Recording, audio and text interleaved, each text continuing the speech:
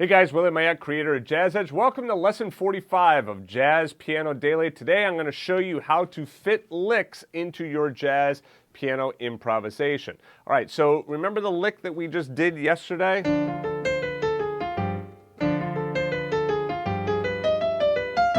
Okay, remember we did that lick yesterday, and maybe you've had a chance to practice it, but the real question is, well, how do I fit that into my improvisation and where? All right, so first of all, the first thing you want to do is you want to take a look at the progression here of the lick that you're trying to fit in, all right? So you take a look at this progression, and what do you notice? It's a D minor 7, the G7 to C major, right? So that's a what? A 2, 5, 1 progression, right? That's our 2, 5, 1 progression.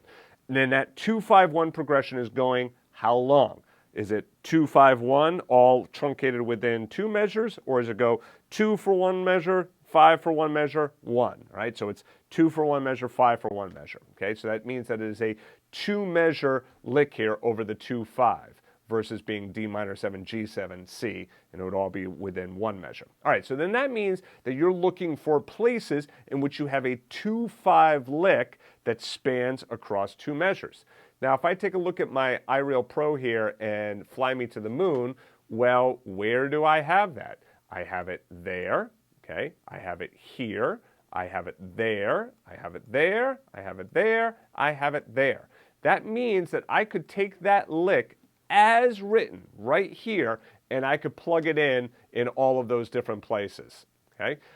And let me just show you what that would sound like, all right? So let's put the iReal Pro up here on the screen. I know it's small, you can't really see it that well, but it'll give you kind of an idea. Now, my idea is that this lick would go in right here, okay? And this is where you could see that I'm saying, you know, put the lick or paste it into measures 9 and 10 from Fly Me to the Moon, and that's the part 2 lesson, all right? So you can see that I got that right there. But check it out, how I could use this really anywhere. So I could even do it right up in here if I want to, all right? So let me try from the top.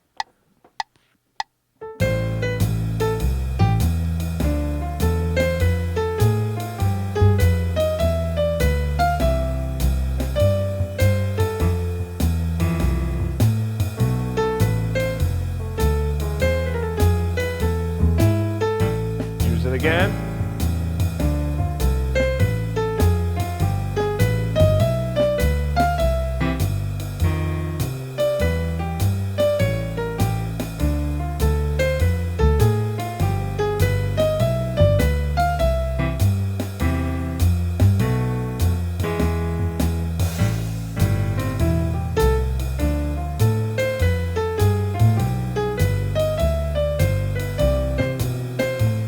So you see what I just did right there? There, I purposefully changed just the last little bit of the lick, okay? Because I didn't want to keep doing the same thing because it just starts to sound a little bit boring after a while. It sounds like an exercise. So anyway, hopefully what you just saw is, oh, wow, Willie just threw the lick in right there. He threw the lick in right here. He threw the lick in right there. Okay, threw it in right here. So any place I see that D minor 7 to G7 to C, I could play that lick. Let's say I don't see the C in there. It's just a D minor 7, G7. All right, well then that just means this last note has to resolve to something else. So let's say you were resolving to, well, E minor, the E would still work. Let's say you were resolving for some reason like to B flat. Okay, so if you're resolving to like say B flat major, all right, well an E natural, yeah, it's sharp 11, you could play it, but it might not be the resolution that you're looking for. You might have to change this note to a D. You know? So the point is that you could use this lick and you could utilize it in other places. You don't always have to have that full, you know, 3 measures there. So if you don't have the C chord in there, that's fine. Just do the D and the G, right? You could also just take a section of the lick as well if you wanted to. So you could like maybe go up to that first note. Let's go. Okay, so learning these licks in parts like we did in the other lesson, it's good because you could also utilize those parts as well. All right, so let me show you the example that I have written out here. You see, this would go right here into measure 9, 10, 11. All right, now notice what I did. I have the lick, right, and then I go to the C. But then when I go to the F7, this is new improvisation. And then take a look at what I'm doing for the improvisation on F7. 7th, 5th, 3rd, half step approach down to the 3rd of E minor, up to the 5th of E, to the 7th of E, and then resolving to the 3rd of A7. See how I'm utilizing my chord tones on the F7. 7, 5, 3. Approach on E minor. 3rd, 5th, 7th, and then anticipate the 3rd of A7. Okay? All right, so let's try doing this whole lick right here together. All right, here we go.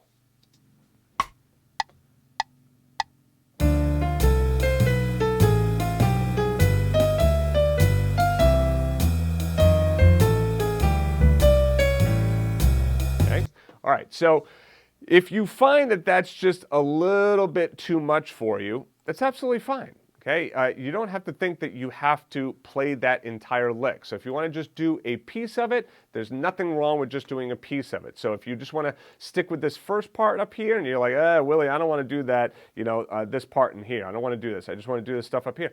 Fine, there's no problem with that. Remember, these are your lessons, okay? So you do with them what you want, do what makes sense for you, all right? Let's take it on the second measure there, or second line down, the C major. And then let's go to the F. Let's do that again. 1, 2. Now, I'm not going to hold your hand with fingering on every one of these licks. This on the F7, let me tell you, it starts on the 4th finger. You should be able to figure out where you go from here, okay? And if you're having difficulty with that, just be patient. You can also watch the video, slow it down. All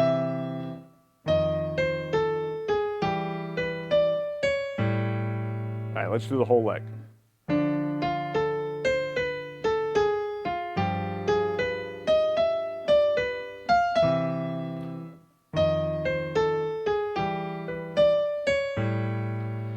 Now let me tell you, you could also start to fill this in, all right? So maybe right here, you might say, hey, look, I want to do like more eighth notes here. I like this whole eighth note thing. All right, so let's do some eighth notes here.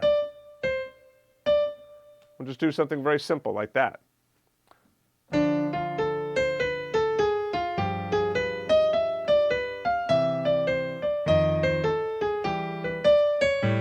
Hey, that starts to sound pretty darn jazzy, if I do say so myself. I'm sure somebody on YouTube is going to disagree with me. There's always some contrarian somewhere, but I think it sounds pretty darn jazzy. All right, so let's try playing this along with the track.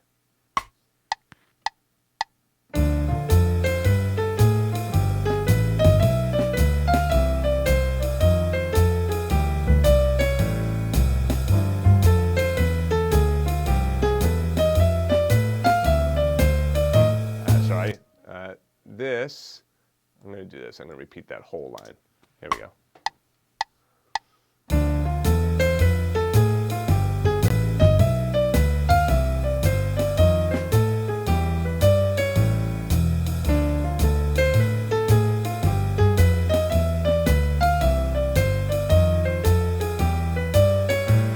All right, now let's just to kind of show you what it sounds like. Let's say we speed this up. Let's really get we'll bring it up to 160 now.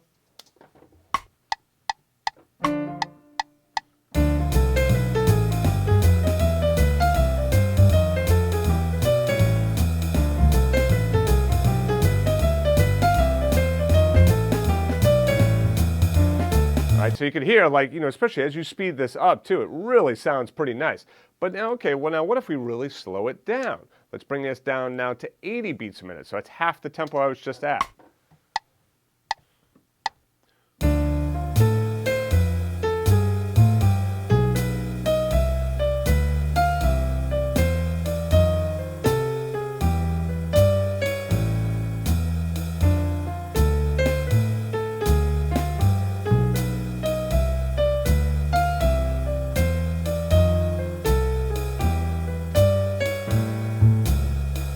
Pretty nice, right? Now, the thing is, you'll find that as you're playing slower with swing, it's actually kind of harder because the faster you go, the more swing starts to flatten out and it starts to sound more like straight eighth notes. Whereas when you're going slower,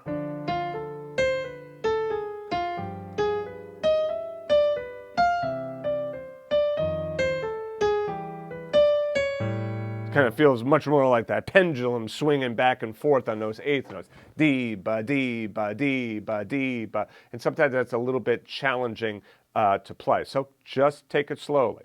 All right, now, if you would like to get the sheet music for this, you want to go back to jazzpianodaily.com or take a look at the card that just popped up in the top right of the video. Now, I need to explain to you that this is the last free sheet music. Okay, I've given away 45 days of sheet music. If you've been following this material, I think you realize that that is a real lot of material. There's a lot of work that's gone into that. 45 pages of sheet music, and it's really good stuff. And I hope that you've been enjoying that. And if you have been enjoying the lessons, please, subscribe to the channel and like the videos and all that good stuff. Now, if you're interested in continuing to view these Jazz Piano Daily lessons, you are more than welcome to. I'm going to be putting them on YouTube. If you would like to get the sheet music for days 46 to 365, or at least have access to it, because I am not done with all 365 lessons. We're doing this in real time, right? So a year from now, I will be done with all 365 lessons. But I am guaranteeing that I'm going to do an entire year of these daily lessons, all right? So if you'd like to get the rest of that sheet music, just go back to jazzpianodaily.com, and then all the information will be right there. All right, so that's it for me. Thanks, guys, and I'll see you tomorrow in number 46.